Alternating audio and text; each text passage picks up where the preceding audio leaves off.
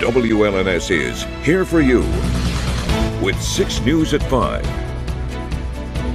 With just over a week to go until Election Day, a new CBS News poll shows Vice President Kamala Harris at 50% and former President Donald Trump at 49% among likely voters.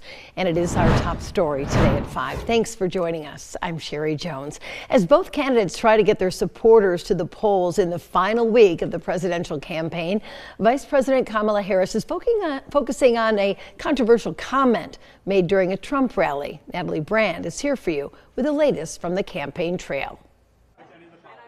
Vice President Kamala Harris toured a semiconductor plant in Saginaw, Michigan, as she tries to bolster her economic message, an issue where polling shows her trailing former President Donald Trump. My plan includes what we will do to continue to invest in American-based industries, American manufacturing, and American workers. In the final week of the campaign, closing arguments Trump laid out at Sunday's Madison Square Garden rally are being overshadowed by what comedian Tony Hinchcliffe had to say. There's literally a floating island of garbage in the middle of the ocean right now. Yeah. I think it's called Puerto Rico. The Trump campaign says the joke does not reflect the views of the former president, but among those condemning it, influential Puerto Rican superstar Bad Bunny, who's signaling support for Kamala Harris. Fans the fuel of hate and division, and that's why people are exhausted with him.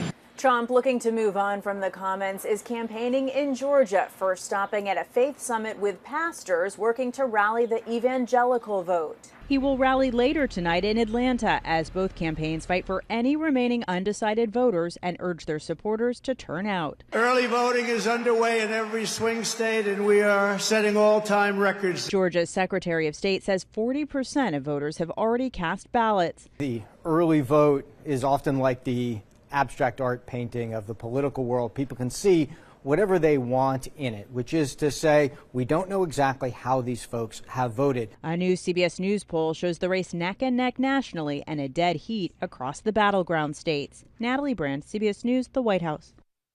And the campaign trail continues to wind through Michigan. VP Harris and her running mate, Minnesota Governor Tim Walz, will campaign in Ann Arbor today alongside musician Maggie Rogers. The campaign has not said exactly where they'll be, but we know it is scheduled from 4 to 9. Meanwhile, First Lady Dr. Jill Biden and Governor Walz's wife, Gwen, will be in our state today for 2 events in Traverse City and Bay City. Now on the other side of the ticket, Republican vice presidential nominee, Ohio U.S. Senator J.D. Vance will return to Michigan tomorrow. He'll start on the east side of the state, stopping in Saginaw before heading west for an afternoon rally in Holland. Staying with the elections, the Michigan Bureau of Elections has identified the issue with the programming of Dominion Voter Assist Terminals, known as VATs. Now, that's a device that voters with disabilities and others may use to help them marking their ballot. However, they may make it more inconvenient than normal for some voters. Because of this programming issue, voters using Dominion ICX VATs will have to either select the straight party option if they wish to vote straight ticket, or vote for each race on the partisan section of the ballot if they wish to split their ticket. Now, if a voter using the Dominion VAT votes straight party, but then splits their ticket, the voter will receive an error message. They will then need to go back and deselect their straight party selection and vote for candidates in the races individually, or vote straight party without splitting their ticket. It's not possible to fix this programming for the affected VATs this close to the election.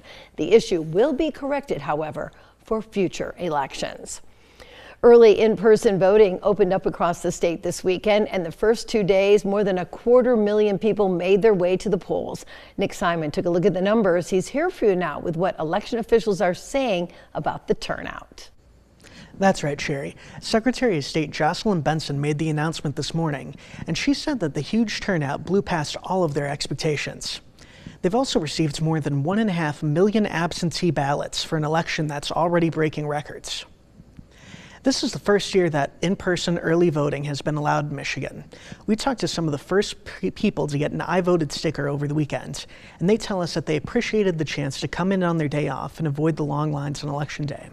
But voters in some parts of the state still had a 30-minute wait because polls were so packed. Election workers tell me that it's taken them months to get the staff in place and the resources set for 9 more days at the polls. And so far, it looks like it's paid off. And while we were surprised by the large turnout, it was a very pleasant surprise. Clerks were well prepared. The processes and systems that they had in place ran smoothly, and overall Michigan's first day of voting in a general election was a huge success. These election workers are the MVPs for democracy, and we're so thankful that they show up and do the work and make sure that every valid vote and only valid votes count. Now, if you've already cast your ballot, you'll get a confirmation in the mail that your vote was received by the Secretary of State. Be on the lookout for that. Early voting will continue until Sunday, and the numbers tell us that we're heading towards a record-breaking turnout this year. So if you want to beat the lines on Election Day, you might want to stop by now. Back to you. Thank you, Nick, and be sure to stay with 6 News, your local election headquarters, on air, online at WLNS.com, and on our free 6 News app. Well, the DeWitt Township Police Department says they located 16-year-old Rand Ray Renee Bauer, and she is safe. Over the weekend, the DeWitt Township Police Department was searching for the missing teen and needed the public's help.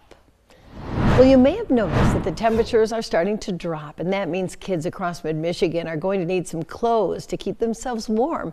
And we're asking if you can help make that happen. It's time for our annual Coats for the Community drive, and that's where we team up with Cristo Rey Community Center and other local charities to help people make it through the tough winter. And it's not just coats. If you have hats and scarves, gloves, or any other winter clothing, you can drop them off here at the station at Cristo Rey, Carpet Studio in Okemos, your local Barry Amos Cleaners, or one of 3 Shaheen Automotive locations. Coats for the Community runs now through Halloween, and it's just one more way the 6 News is here for you. From Storm Tracker 6, this is Weather First, sponsored by Auto Owners Insurance. Simple human sense. This weekend nice but cool, but today we are back to the warm weather, and we've got even warmer weather in store. A look back, though, at this weekend, you won't find much more color in a picture than you do from our friend Chris. You know Chris, don't you, Sherry? That is gorgeous. Yeah, Sherry says hello, Chris, and an absolutely beautiful, beautiful sunset picture out of Grand Ledge. Love that color in the sky. Speaking of the sky, northern lights, we had some solar sunspot activity. It was hurling some particles in our direction, hoping to get a chance to see those northern lights. And there is a low chance tonight, but we've got some clouds in the area as well, so it may not be the best night. We dip back into the unlikely category as we head into Tuesday and Wednesday. Our high temperature trend, it is going to be warm as we head into tomorrow and on Wednesday. Highs in the mid to the upper 70s. Thursday, Halloween, day of transition. We're in the upper 60s, still warm. Then it's cool on Friday with the readings back in the lower 50s, but everything's still averaging above normal. Our satellite and radar, a few clouds trying to filter back in this afternoon. We had lots of clouds this morning. We've got a stationary front to the west, and there's going to be a surge of warm air that moves in tonight.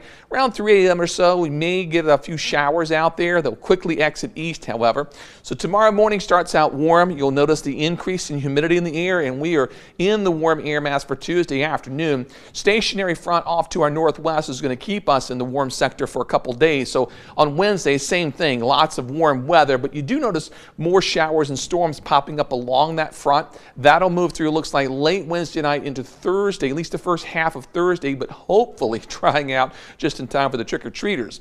Temperatures currently 60 in Lansing, 61 in St. John's, Ionia, as well as Owasso, 59 in Howell. It's a mild afternoon out there. It feels great. McClare and Cam, you can see some of the clouds we've got outside. Temperatures at 61 degrees. Morning low only down to 40, so not too bad. Wind gusts today up to 27 miles per hour. This evening in Grand Ledge, beautiful sunset is shaping up. Temperature 61 degrees. Made it up to 63 after a low this morning down to 38 degrees, a little cooler. On the Jackson Cam, temperatures at 59 degrees. 33 was our low, 60 was the high. Of course, no precipitation today. In Hillsdale, we've got some blue skies overhead. Our temperature at 60 degrees, 62 and 34 the high and low, and really not a whole lot of wind across the Hillsdale area. Forecast for tonight, some showers late, low temperature down to 49 degrees, but that's going to occur right around or just after midnight. Then temperatures take off by tomorrow morning, near 60 at 7 o'clock, upper 70 afternoon. We're going to pay the price, though. It's going to come with some wind. Winds 10 to 20, but gusting 20 to 30 miles per hour tomorrow. Same story on Wednesday. We'll have some wind around, temperature near 78. Rain showers, at least for the morning on Thursday, hopefully clearing out by the evening hours. Friday, low 50s. For Saturday, upper 50s. And, oh, it's that time of the year. Get those clocks to fall back 1 hour Saturday night. 50s for highs on Sunday, and The 6+6 day, they took it away a little too soon there. We're looking at generally 50s next week, but late next week there's some 40s for highs. Oh, goodness, we were talking about that. We have to fall back. Yeah, I mean, it kind of sneaks up on us every year, and I'm looking at my calendar today and going, oh boy, I've got to put the clock on the 6th day today. I know. Well, there you have it. And, you know, football game, we have the clocks, we have Halloween. It's a busy week for you. Lots of symbols on my 6th day.